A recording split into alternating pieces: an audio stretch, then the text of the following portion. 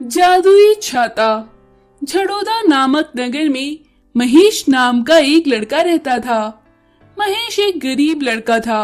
उसे 2 वक्त की रोटी भी बड़ी मुश्किल से नसीब होती थी। लेकिन महेश बहुत ईमानदार था।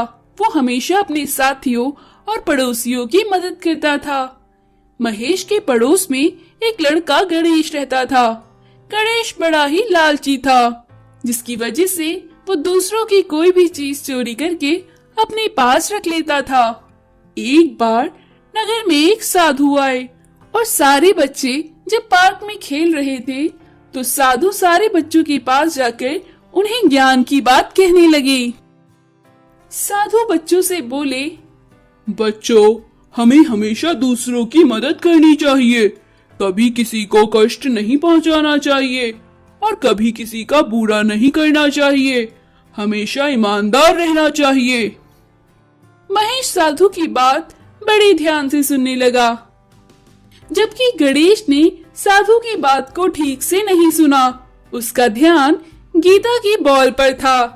जब साधु ज्ञान दे रहे थे, गणेश ने चुपचाप जाकर गीता की बॉल उठाकर छुपा ली और अपने बैग में रख ली। गीता पार्क में रोने लगी। महेश ने पूछा, क्या हुआ गीता, तुम रो क्यों रही हो? गीता बोली, मेरे पास एक नई बॉल थी जो कि किसी ने उठा ली है। मैंने उसे यहीं रखा था। वो कहाँ गई? अब मेरे पापा मुझे डांटेंगे। वो एकदम नई बॉल थी। महेश बोला, कोई नहीं गीता, तुम मेरी बॉल ले लो, मेरे पास एक और बॉल है। महेश ने अपनी बॉल गीता को दे दी। रास्ते में जब गणेश और महेश जाने लगे तो गणेश ने अपने बैग से बॉल निकालकर बोला, ये देखो टेंटन, ये बॉल तो मैंने चुराई थी। ये बॉल मेरे पास है। वो गीता की बच्ची मुझे कुछ भी खेलने के लिए नहीं देती है और मैं उससे कोई चीज मांगू तो वो मुझे खाने के लिए भी नहीं देती है, इसलिए मैंने उसकी बॉल चुरा ली। मुझे ये बहुत अच्छी लगी। महेश बोला, गणेश, तुमने ऐसा क्यों किया? ये गलत बात है। तुम्हें उसकी बॉल नहीं चुरानी चाहिए थी। वो कितना परेशान हो रही थी और वो कितना रो रही थी। आज साधु महाराज ने सीख दी, तुमने उसे सुना नहीं। हमें दूसरों के साथ बुरा नहीं करना चाहिए, वरना कभी न कभी हमारे साथ भी बुरा होता है। गणेश बोला, अबे ओए चल, तू अपना भाषण ना दे। खबरदार, अगर किसी को बताया कि ये बॉल मेरे पास है, मैं तुझे छोड़ूंगा नहीं।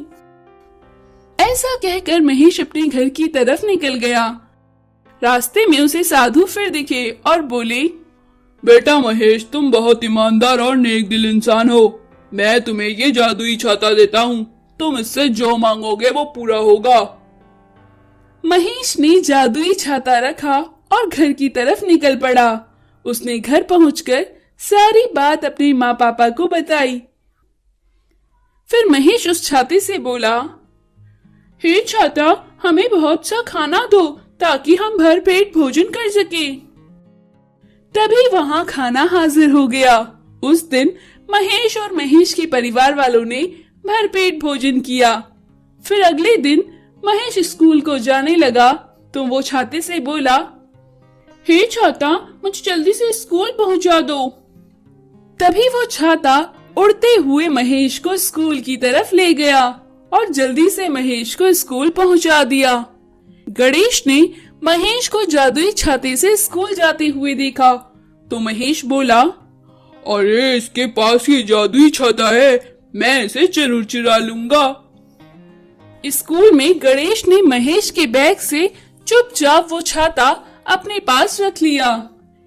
जब महेश ने गणेश के पास वो छाता देखा तो महेश बोला, ये छाता मेरा है, तुम इसे मुझे दे दो।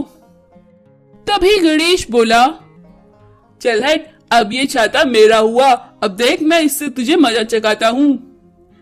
तभी महेश ने छाते को बोला, ए छाते, चल जरा इस महेश के बच्चे को बहुत पीट। तभी वो छाता महेश की बजाय गणेश को ही पीटने लगा। गणेश चीखने लगा, अरे बचाओ बचाओ, मुझे कोई बचाओ, ये छाता तो मुझे मार ही डालेगा। अरे कोई मुझे बचाओ बचाओ। छाता बोला, मुझे अपने स्वार्थ के लिए उपयोग करोगे तो ऐसा ही होगा। तुम एक चोर हो, मैं अच्छे से जानता हूँ। अगर तुमने दोबारा कुछ चुराया तो मैं इसी तरह तुम्हें मारने आ जाऊंगा। ऐसा कहकर छाता महेश के पास वापस चला गया। फिर महेश उससे जरूरतमंद लोगों और अपने परिवार की मदद करने लगा और खुशी खुशी जीवन व्यतीत करने लगा।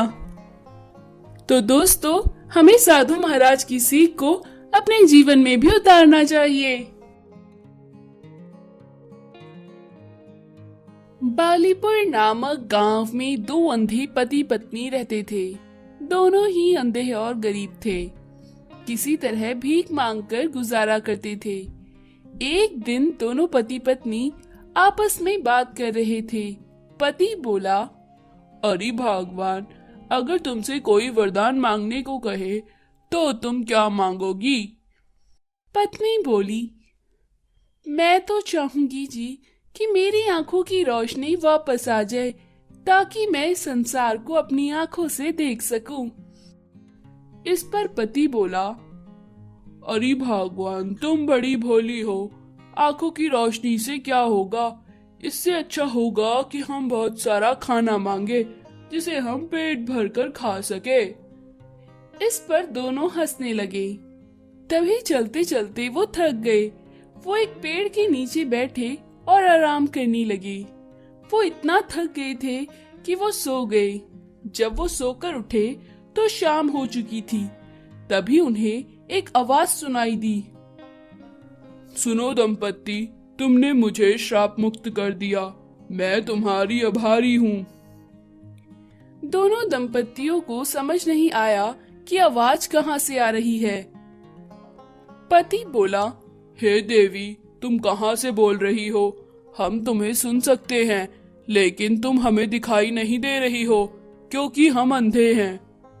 इस पर देवी बोली, मैं तुम्हें वरदान देती हूँ, मांगो, तुम्हें क्या मांगना है?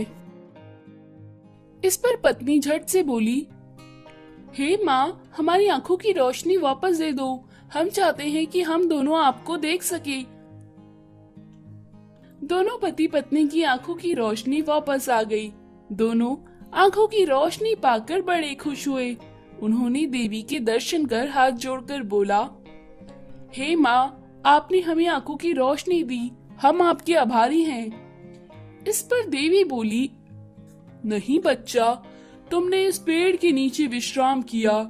मुझे देवा ऋषि का श्राप था, जिसकी वजह से मैं इस पेड़ के नीचे कैद थी। जब तक कोई दंपत्ति आकर इसके नीचे विश्राम नहीं कर लेता, तब तक मैं श्राप मुक्त नहीं हो सकती थी।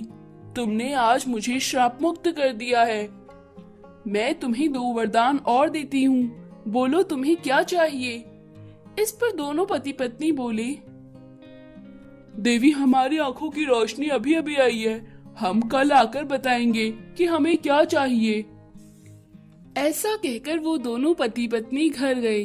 घर जाकर पति बोला, मैं तो बहुत सारा पैसा मांगूंगा जिससे कि हम बहुत अमीर हो जाएं। इस पर पत्नी बोली, मैं तो अपने लिए गहने मांगूंगी। गहने और कपड़े मेरे शरीर को बहुत शोभा देंगे। पति बोला, अरे भगवान, तुम भी पैसे मांगना, उनसे जो चाहे खरीद लेना। पत्नी बोली, नहीं नहीं, देवी के पास देखा कितने चमकदार गहने और कपड़े थे। ऐसे तो मुझे कहीं नहीं मिलेंगे। मैं तो कपड़े और गहने ही मांगूंगी। इस पर दोनों पति पत्नी की आपस में बहस होने लगी। अगले दिन तक उनकी बहस लड़ाई में बदल गई। वो दोनों एक दूसरे से नफरत करने लगे। दोनों लड़ते लड़ते पेड़ के नीचे पहुँचे। मांगो वत्स, क्या मांगना है? इस पर दोनों एक साथ बोले, सबसे पहले तो इसकी जुबान बंद हो जाए और ये गूंगी हो जाए। सबसे पहले इसकी जुबान बंद हो जाए और ये गूंगा हो जाए।